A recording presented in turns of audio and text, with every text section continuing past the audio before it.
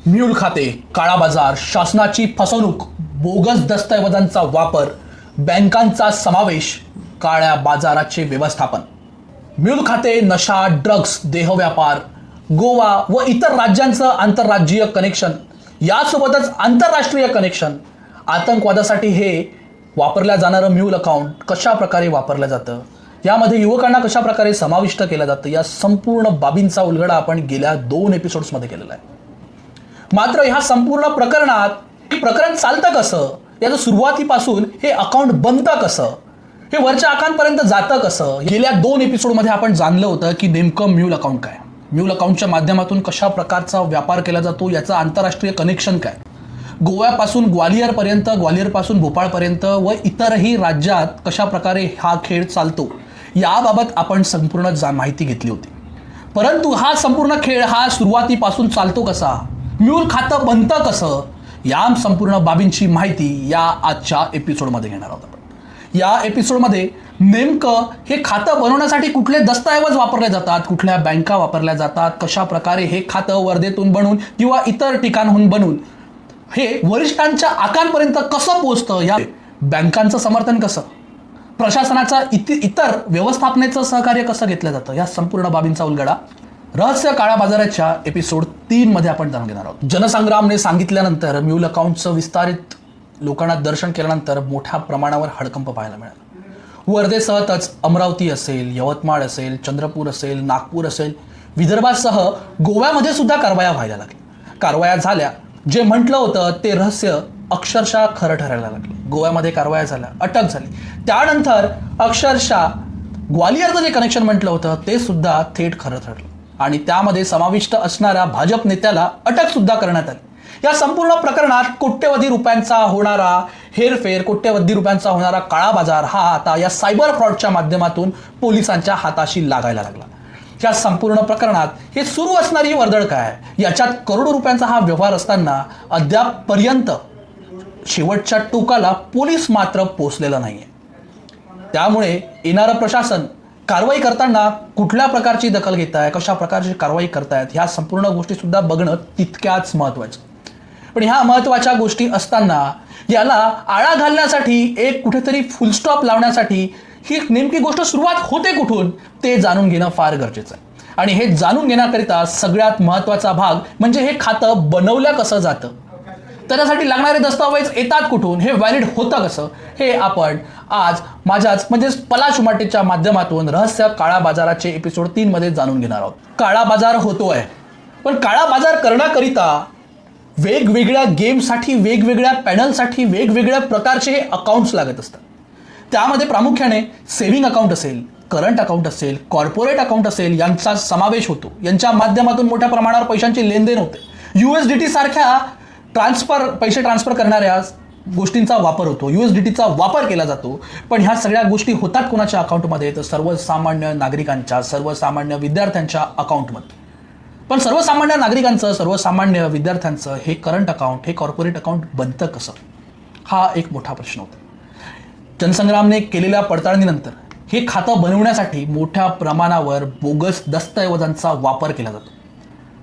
हा वापर करून चक्क शासनाचीच दिशाभूल केली जाते, शासनालाच मूर्खात काढलं जातं. सर्वसामान्य नागरिकांच्या सोयींसाठी बनवण्यात आलेलं CSC सेंटर हे या कागदपत्रांचं, या दस्तऐवजांना बनवण्याकरिता बनलेलं केंद्र. करंट अकाउंट बनवण्याकरिता आपणास माहिती असेल की सर्वसामान्य नागरिकांचं करंट अकाउंट बनवण्यासाठी त्याचं आधार कार्ड, त्याचं पॅन कार्ड, त्याचे फोटो, त्याचे इलेक्ट्रिक बिल, त्यासोबतच त्याला लागणारं शॉप ॲक्ट लायसन्स, उद्यम लायसन्स हे देणं गरजेचं आहे. मग एखाद्या अनोळखी व्यक्तीकडे हे येणार कुठून, तर त्यासाठी यांनी आपले एजंट बोगस दस्तऐवज बनवण्याकरिता सुद्धा बसवून ठेवलेले आहेत, जे प्रामुख्याने वर्धेत 2 ठिकाणी असे बसण्याची चर्चा आहे. जे हवालदारपुरा, भामटीपुऱ्याचा एक स्थान असेल, तिथून हे दस्तऐवज बनतात असं म्हटलं जातं. पण ह्या संपूर्ण गोष्टी दस्तऐवज बनवत असताना एक महत्त्वाचा जो भाग आहे तो म्हणजे असतं एक सिम कार्ड. कारण सिम कार्डवर येणारा OTP हा त्यांना मिळाला नाही तर ट्रान्झॅक्शन होणार कसं, त्यामुळे एक नवीन सिम कार्ड सुद्धा विकत घेतलं जातं. आणि हे सिम कार्ड जे विकल्या जातं किंवा पुरवल्या जातं हे वर्धेच्या बसस्थानकासमोरील एका विशिष्ट दुकानाच्या माध्यमातून. आणि हे संपूर्ण करत असताना पैसा लागणार, पण पैसा देणार कोण? सर्वसामान्य नागरिकाला तर पैसा भेटणार आहे, तो तर फसणार आहे, त्याला पैसा भेटणार, पण या संपूर्ण प्रोसेसमध्ये लागणारा जो खर्च आहे हे करतात वरिष्ठ बसलेले आका, जे एक पॅनलच्या माध्यमातून हा संपूर्ण प्रकरण चालवत असतात. यासोबतच विशेष म्हणजे करंट अकाउंट उघडण्याकरिता प्रत्येक खात्याला सुरळीत चालू ठेवण्यासाठी लागणारं डिपॉझिट रक्कम हे सुद्धा वरिष्ठ आकांच्या माध्यमातूनच देण्यात येतं, जेणेकरून त्यांचं सुरळीत तयार झालेले डॉक्युमेंट, सुरळीत तयार झालेले कागदपत्र, सुरळीत तयार झालेलं त्यांचं अकाउंट आणि त्याची संपूर्ण माहिती ही त्या विशिष्ट एजंटच्या माध्यमातून पॅनल चालकांपर्यंत पोहोचविलं जाते. मी नुकताच पॅनलचा उल्लेख केला की हे पॅनलपर्यंत पोहोचवलं जातं. या पॅनलमध्ये बसणारे लोक कोण? ते लोक आणखी कोणीच नव्हे तर योगेश पंजवानी सारखे, दीपेश पंजवानी सारखे, विशाल मून सारखे, तन्मय भगत सारखे आणखी कित्येक तरी जण.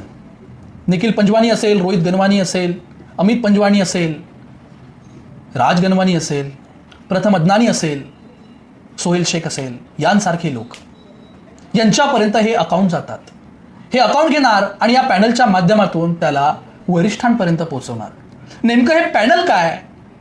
हे पॅनल नेमकं काय? मग हे लोक या पॅनलच्या माध्यमातून करतात काय? तर हो, हे अकाउंट घेतणार आणि या अकाउंट घेतल्यानंतर पॅनलसाठी वापरणार. तर पॅनल हे दोन प्रकारचं, एक काही विशिष्ट गेमसाठी वापरलं जातं, काही ठराविक गोष्टींसाठी वापरलं जातं, काही छोट्या गेमसाठी तर काही मोठ्या बेटिंगसाठी. त्याच्यामध्ये हे अकाउंट वापरणार सर्वसाधारण account, VIP account, VVIP account यासारख्या प्रकारचा हा अकाउंटचा खेळ असतो. त्यासाठी हे विशिष्ट हे अकाउंट वापरले जातं. हे अकाउंट घेतले, त्याच्यात आता ट्रान्झॅक्शन करणार. तर ट्रान्झॅक्शन कोणाचे करायचे? तर हे पॅनलमध्ये बसणारे लोक हे विविध नावांनी हे सगळं सुरळीतरित्या चालवत असतात, ज्यामध्ये ID बनवून घेण्यासाठी हॅपी बिंगो, 1x बेट, बेट विनर, BK8, मेट बेट यासारखे पॅनल रजिस्टर्ड. यांच्या माध्यमातून रेड्डी अण्णा, महादेव, लोटस विन, 360 यासारखे मोठ्या जे बसलेले सट्टेबाज आहेत यांना हे खाते पुरवले जातात. यांच्या देवाणघेवाण करण्याकरिता, पैशांची देवाणघेवाण करण्याकरिता बनलेलं हे पॅनल, ज्याप्रमाणे अगोदर मी नावं घेतली त्याच लोकांच्या माध्यमातून हे या सट्टेबाजांपर्यंत कोट्यवधी रुपयांची हेरफेर करण्यासाठी प्रोव्हाइड केले जातात. हे प्रोव्हाइड केली जातात. तर सर्वसामान्य नागरिकांचे हे अकाउंट का वापरतात? तर प्रामुख्याने सरकारचा टॅक्स चोरीकरिता, काळ्या बाजाराचा पैसा इकडे तिकडे फिरवण्याकरिता. जवळपास 30% शासनाचा हा टॅक्स डुबवून काळा पैसा पांढरा करतात आणि स्वतःची अय्याशभरी जिंदगी हे जगत असतात. हा शासनाच्या कराचाच म्हणजे टॅक्सचा पैसा फिरवत असताना कुठलीच गोष्ट लक्षात येऊ नये, पकडला जाऊ नये म्हणून विशेषतः टेलिग्राम सारख्या ॲप्लिकेशनचा वापर केला जातो. टेलिग्रामच्या माध्यमातून संपूर्ण जी आहे रचना चालवली जाते. पकडला जाऊ नये म्हणून लोकांच्याच नावाने घेतलेले जे सिम आहेत त्या सिमच्या माध्यमातूनच कॉलिंग किंवा मेसेजिंग केलं जातं. ह्या संपूर्ण प्रकरणात जितके जबाबदार स्थानिक नागरिक असतील, ज्यांचे अकाउंट दिलं जातं, त्याच्याहून मोठे जबाबदार हे खाते उघडून देणारेच म्हणजे बँकांचे एजंट्स आहेत. बँकांसाठी नवीन खाते उघडून बँकांमध्ये व्यवहार करण्यासाठी, स्वतःची कॉलर टाईट करण्यासाठी या देशाला विकण्याचा प्रकार, देशाची माहिती वरिष्ठांपर्यंत देऊन देशाला धोक्यात घालण्याचं काम हे बँकर सुद्धा करतात. त्या बँकर्समध्ये प्रामुख्याने विशिष्ट रूपाने मोठ्या प्रमाणावर करंट अकाउंट ओपन करण्याकरिता ICICI bank, Canara bank, bank of Maharashtra, Karnataka bank, जना बँक, त्यासोबतच IDBI बँक आणि तिरुपती अर्बन यासारख्या बँकांचा प्रामुख्याने विदर्भामध्ये उल्लेख केला जातो. या संपूर्ण प्रकरणात महाराष्ट्र ग्रामीण बँक ही मात्र प्रामुख्याने चर्चेत आहे, कारण अगदी सहजरित्या कुठल्याच गोष्टींची शहानिशा न करता हे अकाउंट खोलले जातात. एजंटने आणलं, त्याची शहानिशा एजंटनी सांगितलं, कुठल्याच दुकानाची, कुठल्याच दस्तऐवजांची पडताळणी न करता केवळ डिपॉझिट रक्कम मिळत आहे म्हणून हे अकाउंट उघडल्या जातात. सेव्हिंग अकाउंटमध्ये बँक ऑफ महाराष्ट्र असेल, इंडियन ओव्हरसीज असेल, अलाहाबाद बँक असेल, महाराष्ट्र ग्रामीण असेल, बँक ऑफ इंडिया असेल, युनियन बँक असेल, IDBI बँक असेल किंवा उत्कर्ष स्मॉल फायनान्स बँक असेल, या संपूर्ण बँकांचा समावेश मोठ्या प्रमाणावर आहे. बँकांचा समावेश असताना बँकांचा मॅनेजरांना, बँकांच्या व्यवस्थापकांना, वरिष्ठ बँक अधिकाऱ्यांना या संपूर्ण गोष्टी लक्षात येत का नाही? सर्वसामान्य नागरिकांना फसवून कोट्यवधी रुपयाचे ट्रान्झॅक्शन होत असताना बँकांच्या कर्मचाऱ्यांना ही लक्षात कसं येत नाही की हा पैसा एवढ्या मोठ्या प्रमाणावर हेरफेर होतोय आणि आपण मात्र केवळ आणि केवळ स्वतःची नोकरी वाचवण्यासाठी या देशाला गड्ड्यात घालण्याचं काम करतोय. देशाला गड्ड्यात घालण्यासह येणाऱ्या दिवसांमध्ये आपण सुद्धा गड्ड्यात जाल याचा भान ठेवून या कर्मचाऱ्यांनी सुद्धा या खात्यांवर नियंत्रण आणि विशेष लक्ष देण्यासाठी यंत्रणा नेमली पाहिजे. बँकांचा उल्लेख आला तर बँकांचा उल्लेख आल्यानंतर हे संपूर्ण खातं ओपन होतं एका दिवसातच.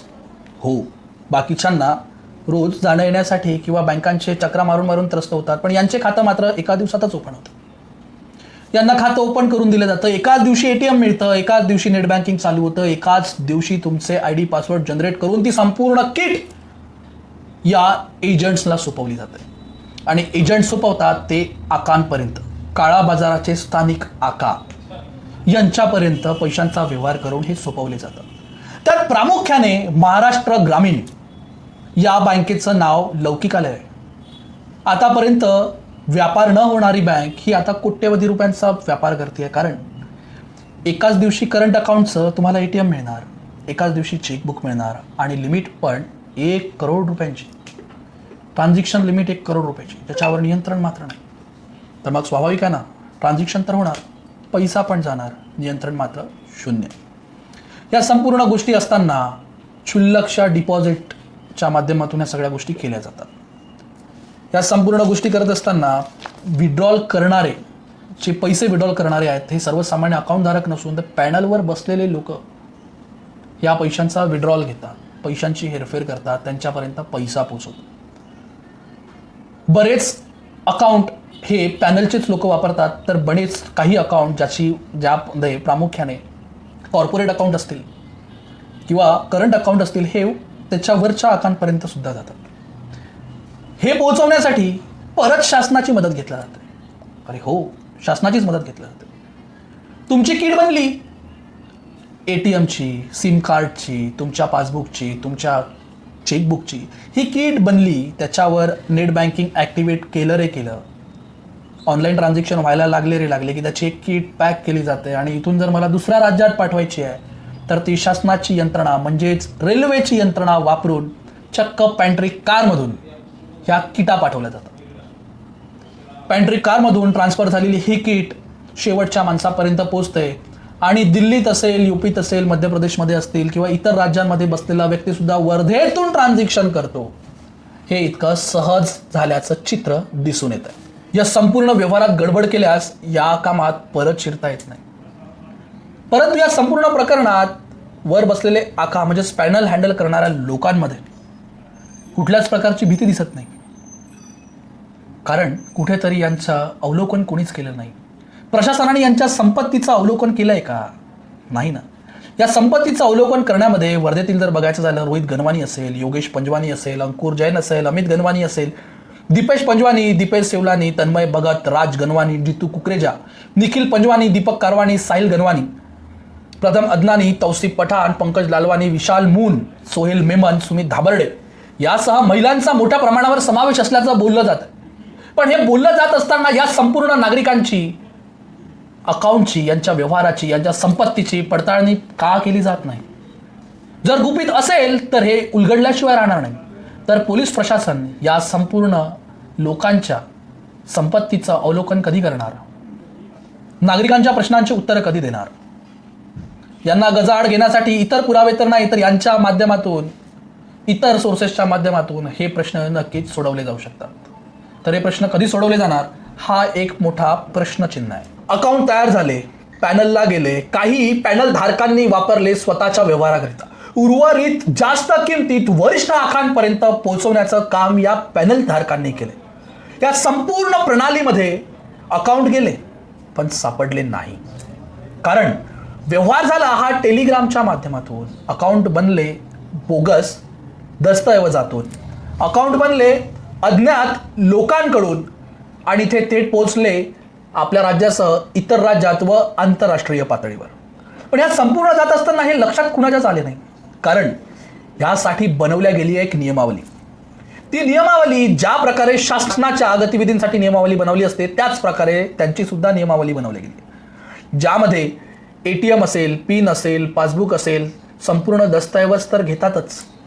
त्या व्यतिरिक्त ही माहिती इतरांपर्यंत पुराव्यानिशी जाऊ नये यासाठी जोही या साखळीतील नियम मोडेल किंवा त्यांच्या खात्यातले पैसे काढेल त्यांना भुर्दंड बसतो. त्यांच्याकडून पैसे वसुली केले जातात आणि ते पैसे वसुली झाल्यानंतर परत त्यांना या साखळीत येऊच दिल्या जात नाही, परत शिरता येत नाही. मग ह्या संपूर्ण प्रणालीत हे असंच सुरळीतरित्या चालू असतं. या प्रणालीच्या माध्यमातून खालचा व्यक्ती बोलू शकत नाही, कारण येणारं इन्कम बंद होणार. मधात बसलेले आका स्वतःच्या स्वार्थासाठी मस्त मलाई खात राहणार. या मलाई खात असताना या लोकांनी कधी टॅक्स भरला का? कधी यांच्याजवळ आलेली संपत्ती ही कुठून आली, कशा प्रकारे खरेदी केली याची माहिती त्यांनी शासनाला दिली का?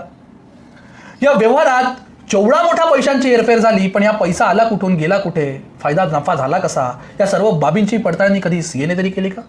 चर्चा तर अशी सुद्धा आहे की मोठ्या प्रमाणावर CAंचा सुद्धा हस्तक्षेप यामध्ये आहे. काही CA या संपूर्ण प्रणालीला पाठबळ दिल्याचं बोललं जात आहे. या संपूर्ण प्रणालीमध्ये कोणी किती टॅक्स भरला, किती टॅक्स चोरला, कोणी कुठे प्रवास केला, या संपूर्ण माहितीच्या आधारे यांना पकडलं जाऊ शकतं. परंतु अद्यापपर्यंत प्रशासनाने अशा प्रकारचं कुठलंच अवलोकन केलं नाही. या चोरट्यांच्या संपत्तीचं अवलोकन केलेलं नाही. करोडो रुपयांच्या संपत्त्या वर्धेत घेत आहेत, वर्धेच्या बाहेर घेत आहेत. ह्या संपत्त्या आल्या कुठून याची पडताळणी मात्र कोणीच केलेली नाही. करोडो रुपयांचा व्यवहार झाला, पैशांची हेरफेर झाली, परंतु हे संपूर्ण प्रकरण पोलिसांच्या नजरेत एकदम थंड बसतात. इतर राज्यात, इतर जिल्ह्यांमध्ये करोडो रुपयांचे व्यवहार झाले, मोठमोठ्या कारवाया झाल्या, पण वर्ध्यात मात्र अद्यापही नाही. याचं नेमकं कारण काय? हे कारण कुठलं गुपित तर नाही ना? हा प्रश्न आता सर्वसामान्यांना पडतोय. या संपूर्ण प्रकरणाचा उलगडा करण्याकरिता या संपूर्ण चोरट्यांनी कमवलेली संपत्ती, यांनी केलेले व्यवहार, यांनी केलेली दळणवळण, यांनी केलेला संपूर्ण याचा प्रवास याची पडताळणी करणं फार गरजेचं झालेलं आहे. या गरजेसह सर्वसामान्य नागरिकांमध्ये मोठ्या प्रमाणावर नाराजी व्यक्त करून मोठे प्रश्न निर्माण होतात. या संपूर्ण प्रणालीवर फुल स्टॉप कधी लागणार? अवैध होणाऱ्या व्यवहारांवर, या खात्यांवर प्रशासन लक्ष ठेवण्यात कुठे चुकतंय का? तर हो, चुकतंय. कारण यामागे कुठेतरी दडलंय गुपित ते बँकेच्या अकाउंटधारकांमध्येच. अकाउंट निर्माण करण्यासाठी कुठल्याच गोष्टींची शहानिशा न करता, कुठल्याच करंट अकाउंट ओपन करणाऱ्या व्यक्तीची शहानिशा न करता, थेट केवळ आणि केवळ टार्गेट पूर्ण करण्यासाठी, व्यवहार दाखवण्यासाठी हे अकाउंट सरेआम उघडले जातात. CSC सेंटरवरून बोगस व्यावसायिकांची नोंद केल्या जाते आहे. त्यांची पडताळणी कोण करणार? नागरिकांच्या सुरक्षेसाठी, देशाच्या सुरक्षेसाठी अकाउंट बनवणे, व्यवहार करणे, शासकीय दस्तऐवजांचा गैरव्यापार करणे, गैरव्यवहार करणे, शासनाला फसवणे, या सर्व बाबींकडे लक्ष कोण देणार? नागरिक या संपूर्ण फ्रॉडमध्ये फसू नये म्हणून पोलीस प्रशासनात आव्हानात्मक काही कारवाई करणार का, पाऊल उचलणार का, जेणेकरून नागरिक सतर्क होईल? सामान्य नागरिकांच्या लक्षात येतं, हे पोलीस प्रशासनाच्या लक्षात येत नाही का? सुरू असलेली तपासणी ही आर्थिक गुन्हे शाखा ED यांच्याकडे का देण्यात आलेलं नाही? करोडो रुपयाचं ट्रान्झॅक्शन झालेलं आहे. बोगस व्यावसायिकांच्या व्यवहाराची तपासणी का होत नाही? एकीकडे RBI लोकांना समाज सुधरवण्यासाठी, समाजामध्ये एक नवीन समज निर्माण करण्यासाठी सोशल मेसेज प्रोव्हाइड करत आहे, पण वर्धेमध्ये तरी आरोपींना वाचवण्याकरिता कुठेतरी पोलीस प्रशासन व इतर शासकीय प्रशासन हतबल होताना दिसतं. त्यामुळे येणाऱ्या दिवसांमध्ये नागरिकांना पडणाऱ्या प्रश्नांची उत्तरे मिळणार का? नागरिकांमध्ये निर्माण होणारी भीती ही दूर होणार का? सर्वसामान्य नागरिक अकाउंट उघडत असताना ज्या प्रकारे सतर्कता बाळगतो, त्याच प्रकारे इतर लोकांना देत असताना सतर्कता बाळगणार का?